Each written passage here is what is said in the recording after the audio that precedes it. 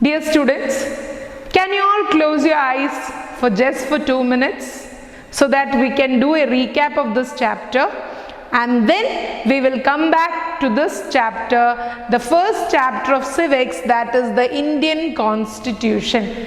Okay, and as you all know, Indian Constitution means, the Constitution means the set of rules. It is a set of rules which came up with the hard work of more than 300 people under the leadership of B.R. Ambedkar, Dr. B.R. Ambedkar, and it took nearly 3 years. Can you please imagine? For 3 years they were working behind this, and then on 26 January 1950, we do celebrate on 26 January as Republic Day, right? So it came into existence.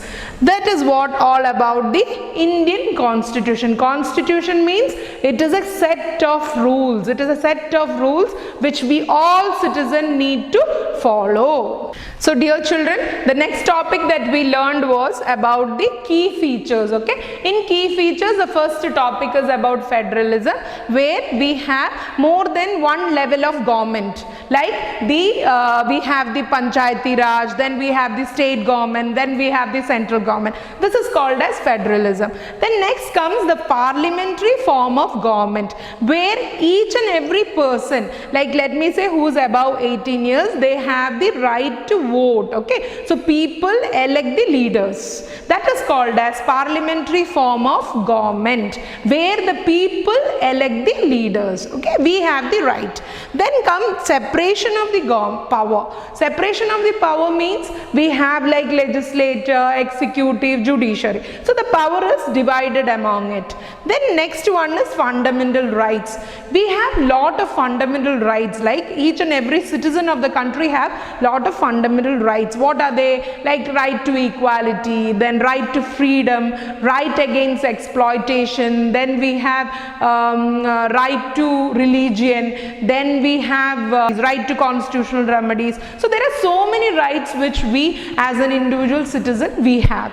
Okay, then we came across the topic, a new topic, that was about secularism. Secularism means each and every religion has their own right, their own equality. It's not that this religion is too high, this religion is too low. No, everybody in constitution, everybody have their own right. They are all equal. Every religion is equal. That's what I called as secularism. Okay, and these are the things that we learned in this chapter. That was only very simple chapter. It was because we learned only about Indian Constitution and the key features. In the future, like the chapters which is going to come again, we will learn in more detail about all these things, and we will sit together, we will see this video. If you have any doubt regarding any topic, we will again discuss in the class and we will go ahead. So next time we will meet again with a new video. Thank you dear children, and God bless you all.